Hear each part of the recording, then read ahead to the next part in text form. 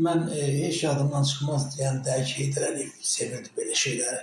Bunun qabağında şeir desinlər filan, hələ Sovetlərin vaxtında 70-ci illər. Və ən dəhşətlisi budur ki, və yenidən demokratik müstəqil Azərbaycanda da məhz Heydər Əliyev gələndən sonra bu şeyləri bərpa eləməyə başladı.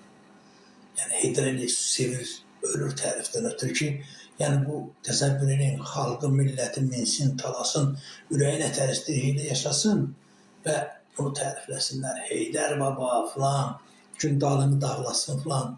Baxın, indi bir dənə mən ondan götürmüşəm. Deməli, Heydər baba, demə xalçaqlısan, sən xalqımın ozaq görən ağlısan, həm ixtiyar, həm də cavan ağlısan, tarix səni bu gün üçün gətirib, sən gələndə düşmən özün itirib. Heydər baba, çiynində xalq yükü var, o xalqın ki, ulusu var, göçü var, ver gücünü, git kişinək var. Bu düyünlər gələcəyə qalmasın, nəsilləri bir də dərdə salmasın. bu da baxır, təsəvvür edirsiniz.